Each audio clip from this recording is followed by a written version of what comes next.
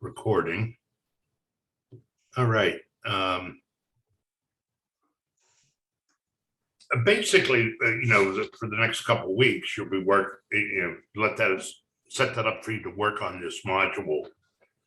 And the assignment I put in here for you concentrates on a little bit on you, on your styles. I know the textbook has the assessments that you can take for yourself, talks about how creative you are, gets into your style a little bit. And part of my assignment is asking you to then take that and do an analysis for yourself on that. I'm also going to present another concept on leadership, decision-making, and different styles of leadership when making a decision. And then I'm going to talk about a concept called problem framing. And both of these things aren't really talked about in the textbook. But, and I'll tell you what, just interrupt me at any time, or if you have questions or want to make a comment. But I'm going to share some PowerPoints with you. Some quick thoughts on decision making.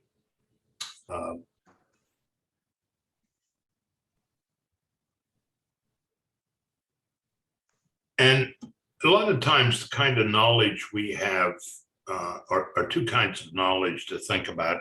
One is explicit. That's the kind of knowledge you're learning through a book, or it's general information. You're kind of learning all that now. And so some of what you bring to decision making is based on some explicit knowledge. Tacit knowledge is knowledge you've gained through experience in life. And sometimes it's difficult to articulate what this knowledge is. But yeah, and I'll give you an example of it. In my life, I've probably been to over 150 business schools around the world. And just that experience of delving in and reviewing information, I have a lot of information that I've kind of gleaned from all these experiences. And I almost know instinctively, if someone asks me to look at a school, I know instinctively what questions to ask and where to go to look. That's tacit knowledge that you get over time with your experience. So if some of you become consultants in life later on, that your expertise as a consultant, a lot of the information you would get is tacit. And it leads to decision making. So the type of knowledge we have leads to decision making. Programmed kinds of decisions are, if you have a lot of expert knowledge, a lot of it's tacit knowledge, that might lead to a little more instinctual decision making. The other is non-programmed. And basically what that kind of decision making is, you just can't make a decision without further information. And that's the kind of decision making we find ourselves confronted with a lot. And that's where this rational decision making model comes from. I'm just going to review it quickly tonight. There's a great discussion of this. Jim Smither has videos that you should watch. He goes into these in depth. All of us instinctively, I think, can aware and agree with the rational decision-making model. You've probably heard it before, but basically, it consists of 4 big steps. One is defining the problem. What is the problem you're trying to solve? Maybe you're buying a new car, so you have to make a decision. But anyway, or you have a problem with morale where you work, and so maybe morale is a big problem. How would you go about defining that problem? Or is that the problem? Is morale the problem? in some ways, you may have already defined a problem. So, or employees aren't happy, let's say. So basically what this is probably the most important step in decision making, is defining the problem. And that concept I'm going to present to you later, called problem framing. It's a way of dealing with problems by trying to define them in a different way. So this really takes a lot of work. And some of the constraints associated with this step are a real lack of consensus on just what the problem is, acceptance, and sometimes symptoms are confused with the problem, or there's confusing information. So, so a lot of decision making comes around this problem definition. The second step then is, once you define the problem, come up with a lot of alternative solutions. And a lot of times we confuse solutions and problems.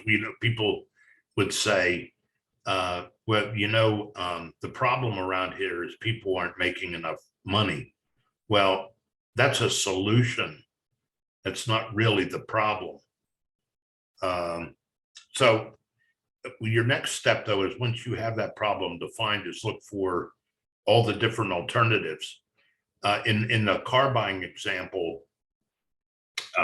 how many are enough alternatives?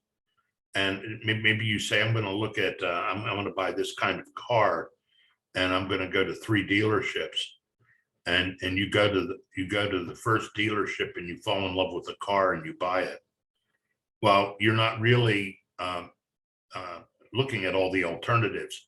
That's one of the problems in this rational problem solving, is you found something acceptable and immediately you stop the process.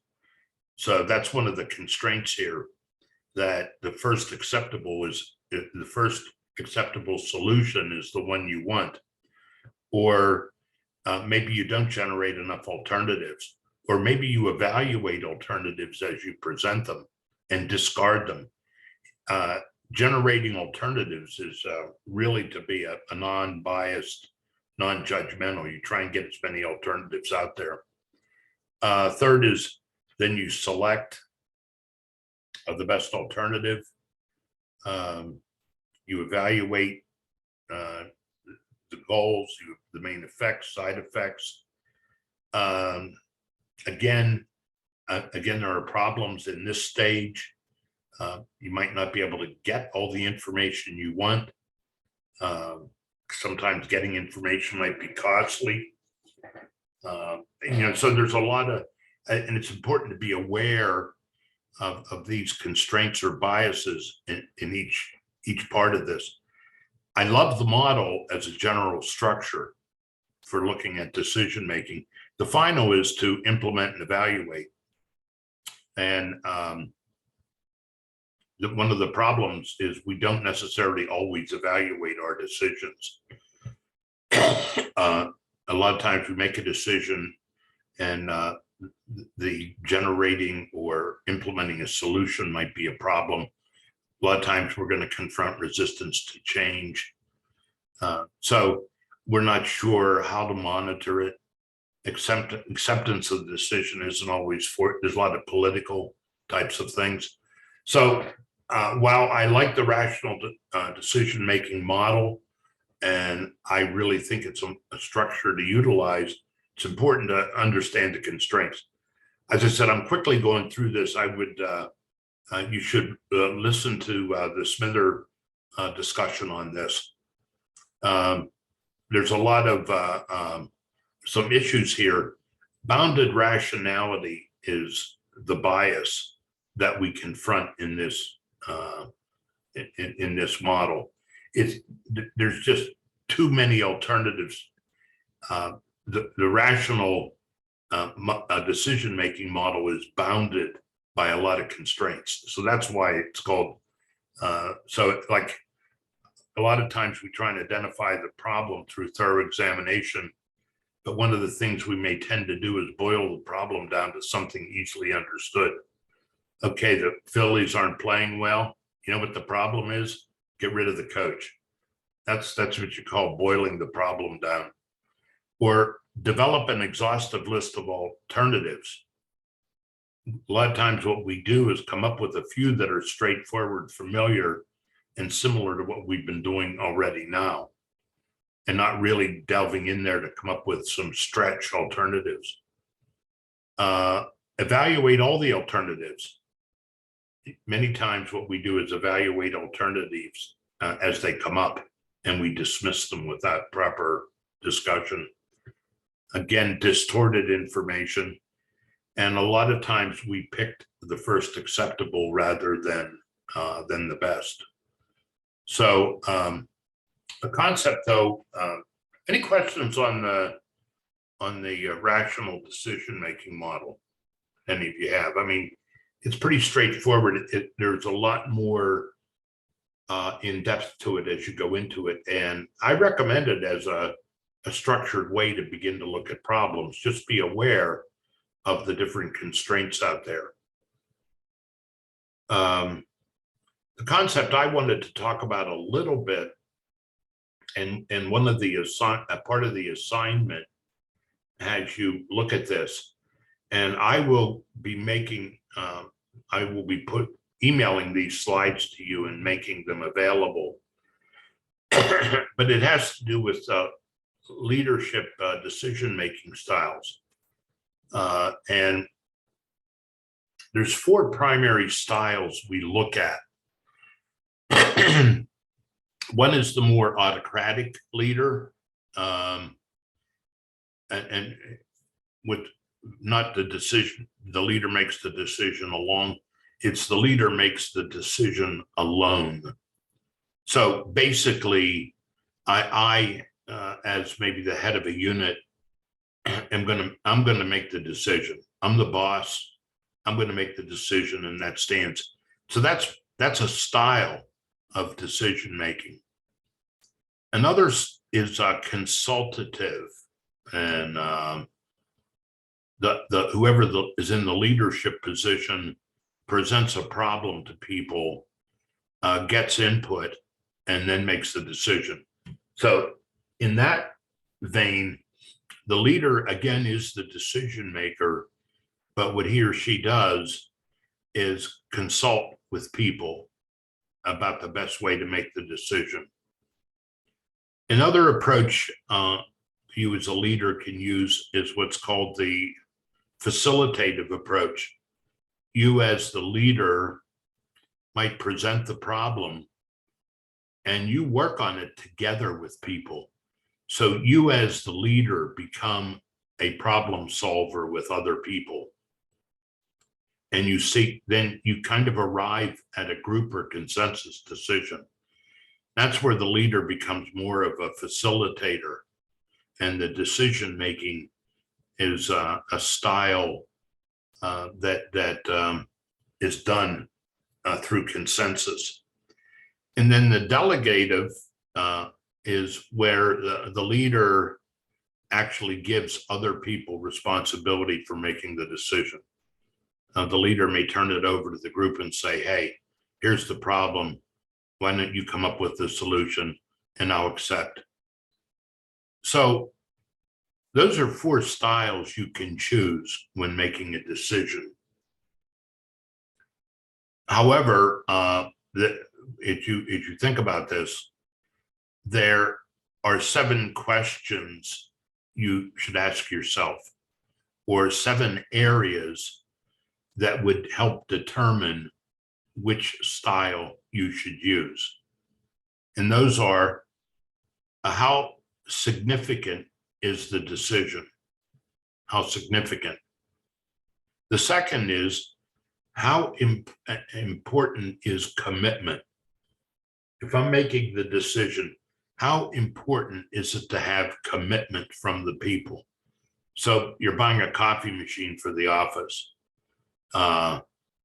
it's not too significant a decision, and people really don't need to be committed to it. So that would all, if that being the case, that would lead to one kind of decision-making style. How about leader expertise? How much expertise does the leader have in solving this problem? And as another issue, what is the likelihood that you're going to get commitment from people? Is it high or low? People, and you're making the decision, how important is it that everyone shares the same objectives? In making a decision, say the employees out there, how much expertise is there on the part of employees? And then finally, how important is teamwork and teamwork skills? So basically what it's saying is those four styles of making a decision, autocratic, consultative, facilitative, or delegative, which style you might pick as a leader in decision making is based on some of these issues. And what you come up with, it's kind of a time-honored way. It's an interesting chart. In fact, one of the assignment for this week, one of the assignments is I have a clip from the movie 13 Days. Are you familiar with 13 Days? It's about the Cuban Missile Crisis.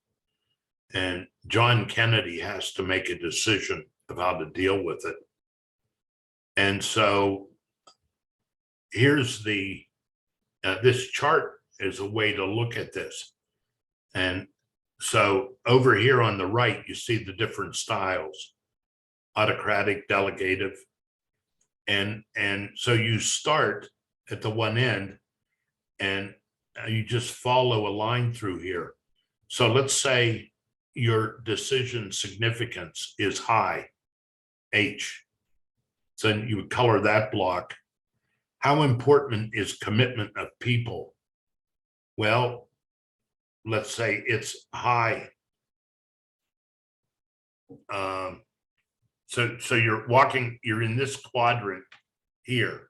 So if you pick high here, then importance of commitment, high or low. Let's say it's high. Let's say the leader expertise is low.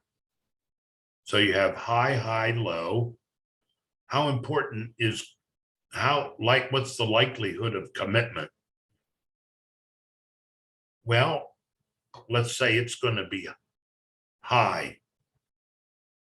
Do people share the objectives you have? Whoops. Let's say that's low. Then basically, if it would say you should make a consultative decision, but let's say it's high here and employee expertise is high and teamwork is important high, you make facilitative. All the others are leading toward see how that works as you go across each area. So when you watch that film, and I asked you to do that assignment, I'm asking you to apply this chart. But I think the important thing is this model of leadership styles and decision making. I will be talking about this again when we get to communication a little bit.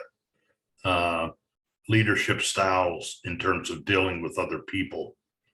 So, but I think this is another element to think about in decision making from a leadership point of view. I don't know any of you, your work decisions, and how would some of you say work decisions are made where you work? Is there any sense, Vince? Autocratic. Pretty autocratic? Yeah. Definitely. Okay.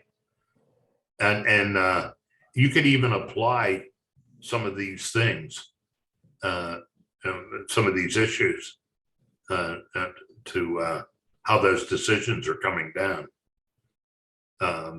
If your boss wants employees to be pretty committed, autocratic might not always be the best. I agree. How about some others? Any style you notice where you work, or a particular style?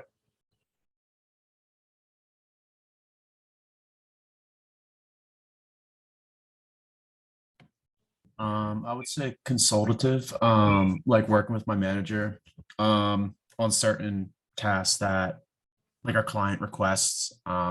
There's times where we kind of go back and forth about what's best and how to go about like a certain task. Um, but but I agree with Vince. More often than not, it is autocratic. And that does have consequences. Yeah, I think about this a little bit. I mean, especially these issues here. How important is commitment of people that you work with, who work for you, and how important is the likelihood of commitment, etc. And maybe you have employees that have better expertise than you to make the decision. So these are all things to take into account. So I'm going to have you watch that movie. Another thing that happens in decision making are some decision making biases, and I just wanted to talk about a couple of them. And again, I'm going to share this with you. These are common biases we make when we as humans, and one is the confirmation bias. We tend to ignore information that doesn't necessarily agree with our beliefs. Or we tend to ignore information that we find threatening to us. And boy, this is so true today in the age of social media. We tend to be drawn toward news programs and all that kind of stuff that confirm our biases. Availability heuristic is our brain has a simple shortcut that tries to eliminate probability. Usually, if I asked you a question, do more people die of car wrecks or stomach ulcers in the United States every year? Or I mean, stomach cancer. Raise your hand if you think more people die in car wrecks than stomach cancer. Most people raise their hands on the car wrecks, but it's stomach cancer is significantly higher. That's an example of the availability heuristic. We hear about car wrecks in the news all the time. We don't hear about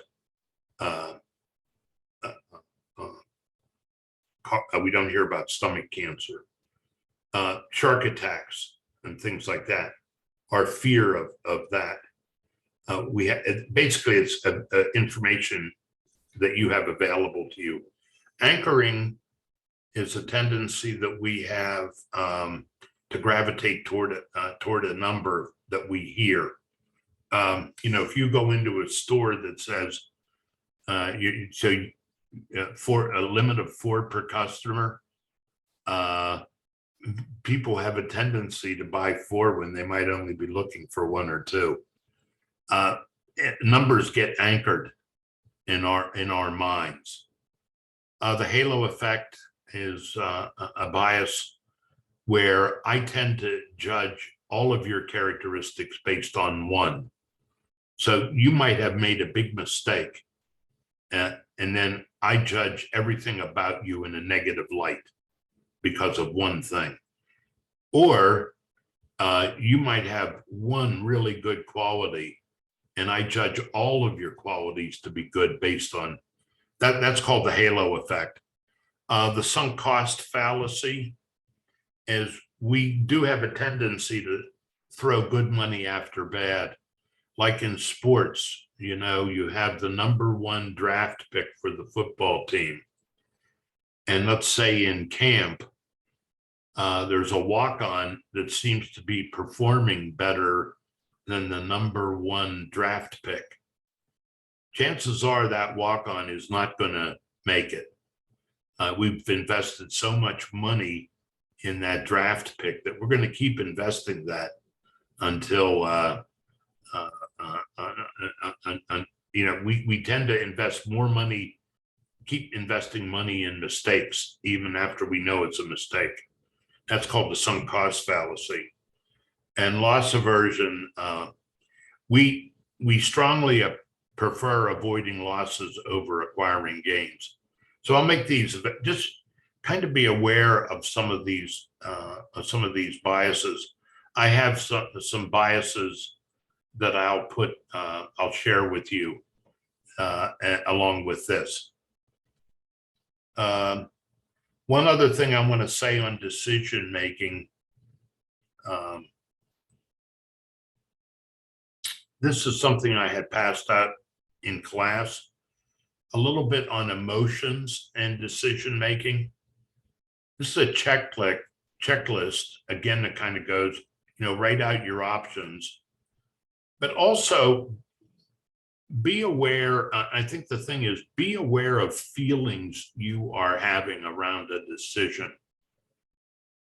Be aware of what you're feeling. Are you irritated, afraid, craving coffee or something?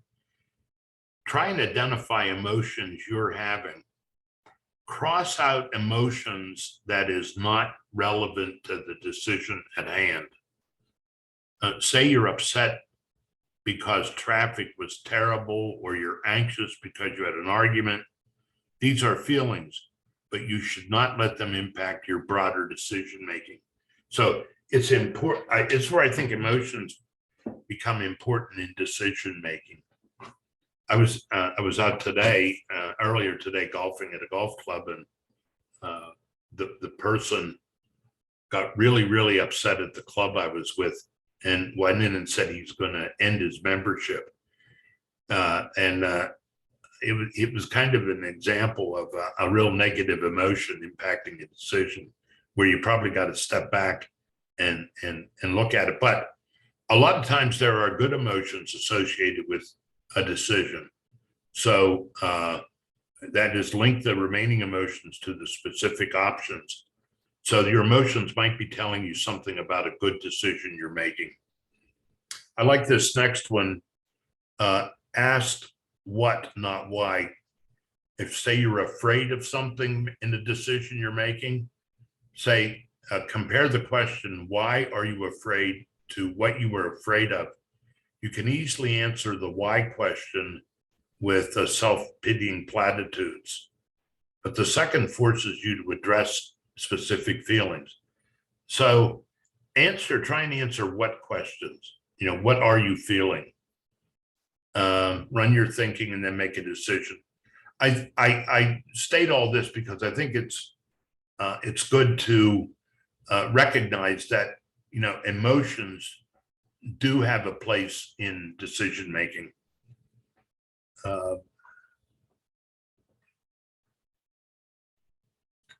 So finally, let me go back and present some stuff on problem framing. And this is one of the, in my studying of management, this is one of the more important concepts that has helped me look at organizations and organization life. There's a book that's at the end of this that I really recommend all of you reading. This is on problem framing versus problem solving and decision making. It's a way of looking at situations that gives you conceptual versatility. And it also helps you look at key assumptions about natures of problems. And what is a frame? Well, why use this terminology of framing? Uh, if you and I were in a room and each looking out a window, the window is a frame. But let's say you're in the front of the room and I'm in the back of the room. When each of us look through that frame, we're going to see a little slightly different reality. That's what framing is all about. And based on assumptions that we have are going to determine what we see. That's the same way with problem framing. It's a way to get conceptually versatile about framing problems. So we're talking more about gaining perspectives rather than diagnosing. So a couple myths about problem diagnosis or diagnosing a problem. One of the most common myths about problems is the people blaming approach. In your organizations, if there are problems occurring, be very, very cautious when you hear people being blamed or other areas being blamed. The people blaming approach is one of the most common wrong ways we have of trying to solve problems. You see it in sports all the time. Usually it's the coach or the court, something. Another one is, the problem around here is the damn bureaucracy. You can never get anything done. And then finally is, I don't have enough problem, you need power to solve problems. I don't have it. So what happens if you come up with any one of these approaches, you can absolve yourself from any responsibility of having to get involved in the problem. So what is this framing approach I'm talking about? The framing approach begins to look at reality from 4 different perspectives. One is a structural, one is a human, one is political, and one is symbolic. Each of these 4 frames are in any situation. And let me quickly go through each one.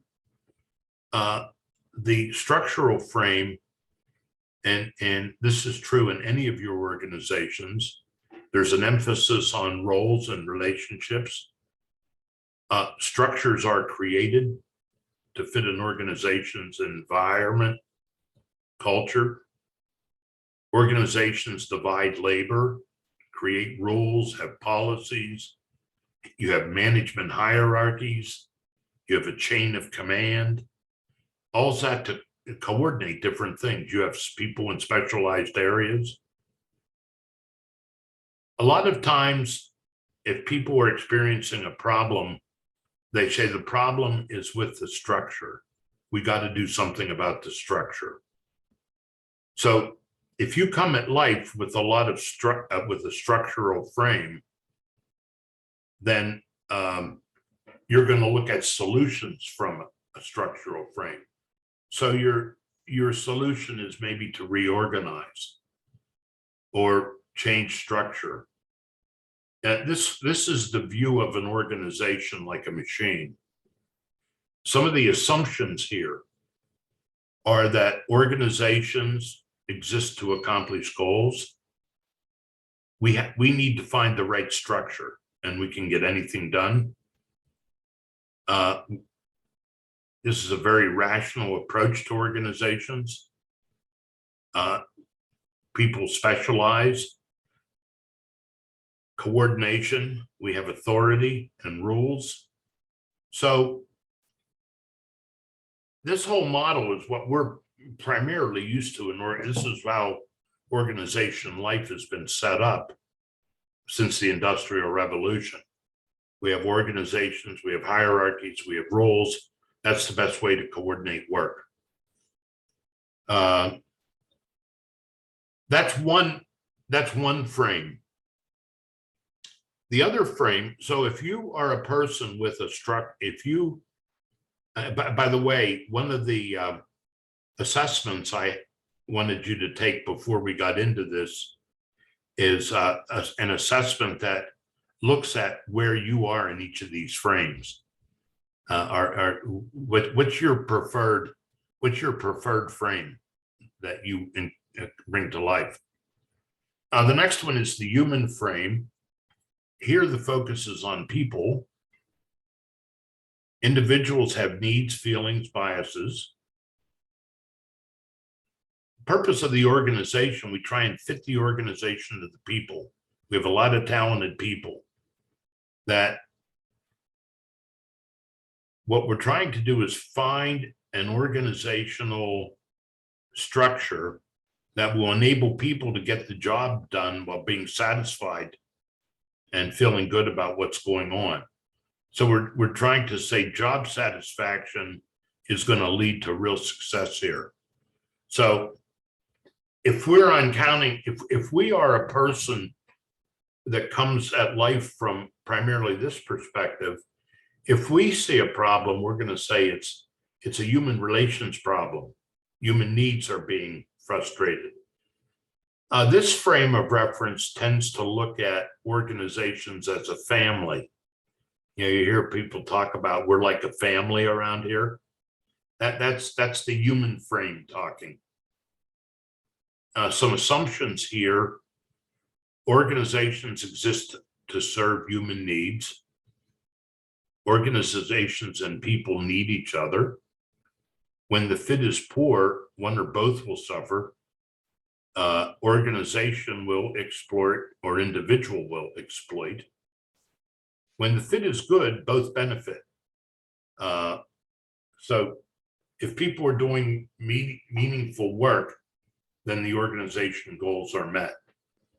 So again, if you come into a meeting and you approach life from this frame, and you have a meeting with someone else who approaches life from a structural frame, and you're going to wonder why you're disagreeing on a lot of stuff. And this could be the reason. Now here's another one. The first two frames we teach a lot about in schools, but here's another one that's just as real as the first two. This is the political frame, and organizations have, I think all of us are called to be good politicians. Politics isn't necessarily good or evil. It is. We tend to have a negative view of it. But organizations are arenas of scarce resources. Power and influence affect the allocation of those resources. Conflict is expected. That bargaining, coercion, compromise are part of everyday organizational life. If there are problems in our organization, it's because of an uneven distribution of power or a power vacuum. Political skill and acumen are important. In the political frame, the image is the organization is a jungle out there. And some assumptions here, some of the most important decisions in an organization have to do with the allocation of resources. Organizations are coalitions of interest groups. Interest groups have different values and hence change is slow. Organizational goals arrive from bargaining, negotiation, vying for position. Power and conflict are central features of organization life.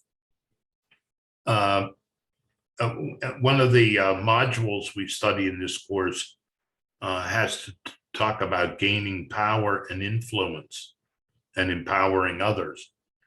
That's all talking about the political frame. How do you become successful at influence? We talk about your negotiation and conflict ability. Again, all related to this. And then finally, it's the symbolic frame.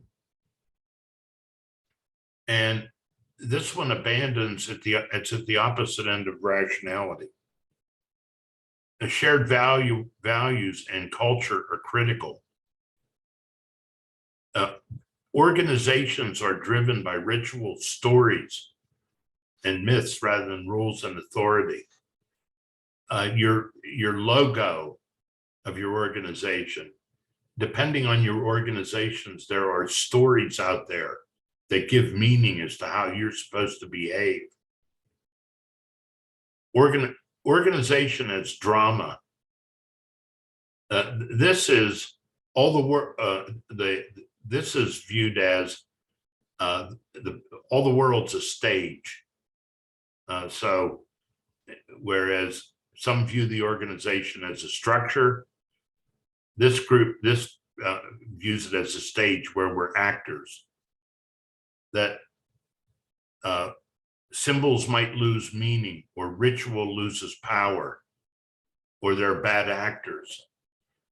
This is where conversations around vision, people being a visionary, that's what the symbolic means. And the power of using symbols in an organization, the power of stories, the power of rituals. So you improve things through symbol and myth. And assumptions in the symbolic frame are what is most important is not what happened, but the meaning that people attach to what happened. I'll never forget years and years ago at LaSalle, the Christmas party was one of the most significant events. And it was a party that everyone went to, happened on a Saturday night. Everyone in the organization, faculty, people who worked in housekeeping, security, and I'll never forget. And so this was one of the biggest events of the year. Everyone in the organization showed up. Then I remembered one of the years that money was getting tight and they decided not to have the Christmas party.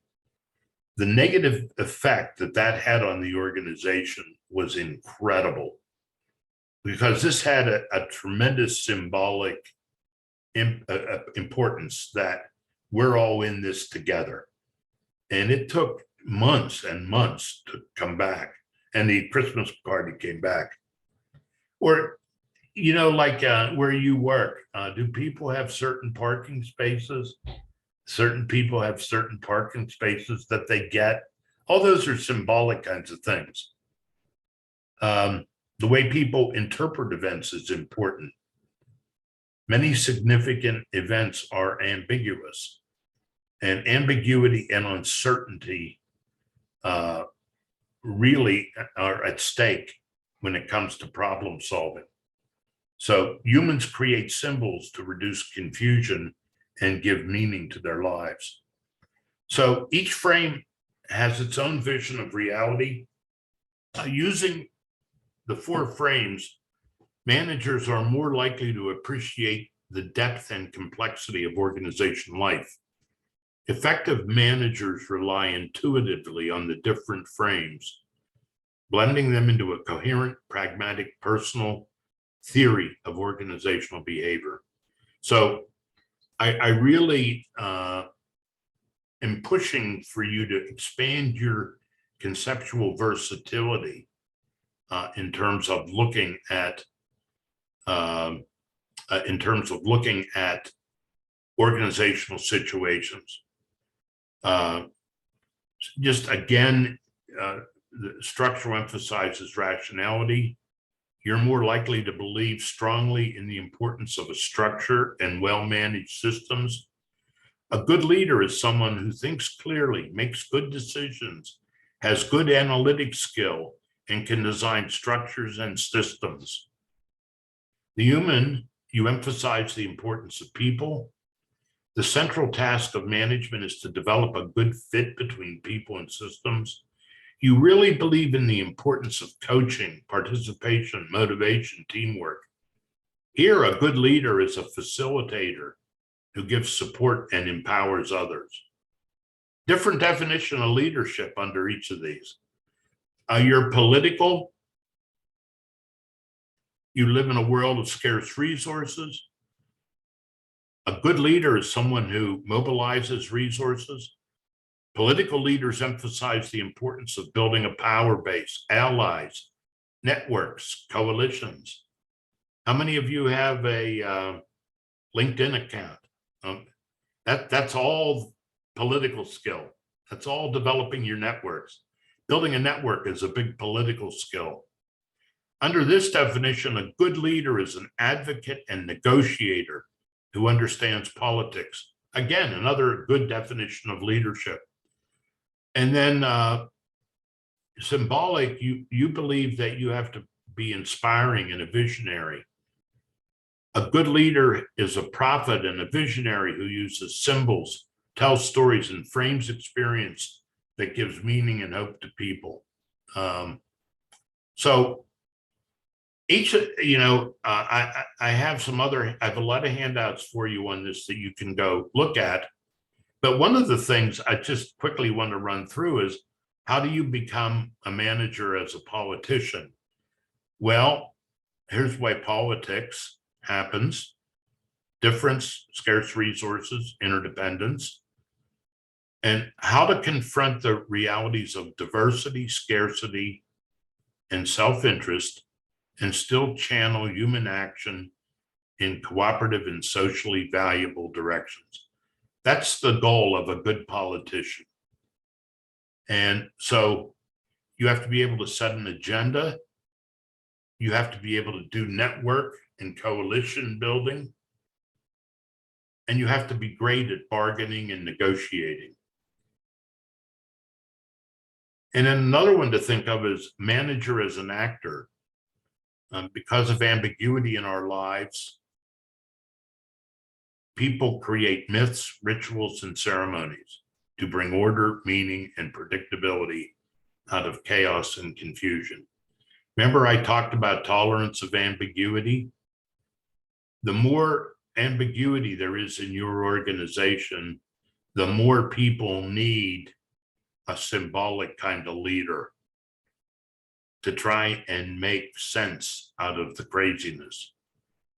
So here are some of the things that symbolic leaders do. They use symbols. They interpret things for people. They discover and communicate a vision. They tell stories about how our organization works.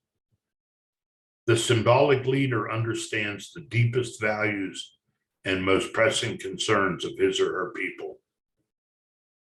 So one of the things about leadership, though, the opposite is, so the criticism, you got to watch operating in this frame too much. The goal is, if you go over the top, could be a good social leader is a social architect. An ineffective one could be seen as a petty tyrant. A good human resource leader could be seen as a catalyst or a leader servant.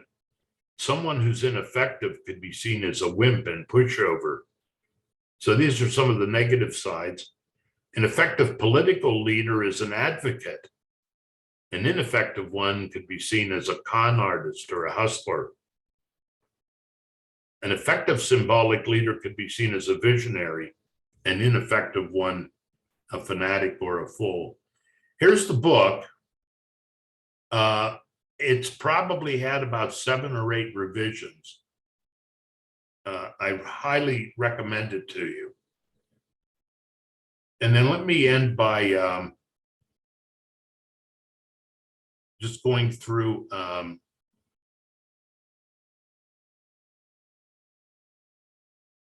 some things on the website for you. Do you all see it here? I don't, if you haven't started on this lectures, assignment and activities, there's 2 exercises I want you to do.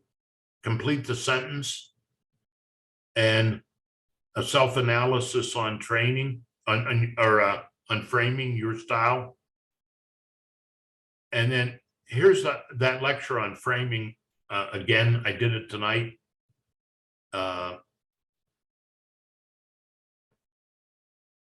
And then that's at the beginning. Lectures, and here's some rational decision-making videos. Here's a lot more handouts I put, a lot more information I put on framing for you. Here's a handout on framing. Here's the book.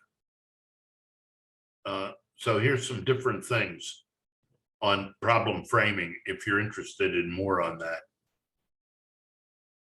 And then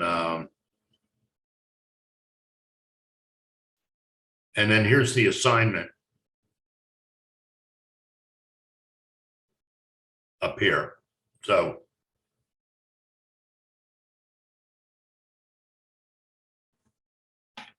that's quickly everything. I know I went through it pretty quickly. I really wanted to, the 2 new concepts that aren't in the text are leadership style and decision making, and I'll talk about that a little more when I talk about communication. Not communication. Yeah, communication. I'll talk about that a little bit. Any thoughts or questions anyone has? Everyone happy? And he made, you know, I'm here. We don't get back together again until when? October, 3 weeks, 2 weeks from tonight? If I believe, if the bolded information is correct, October October what?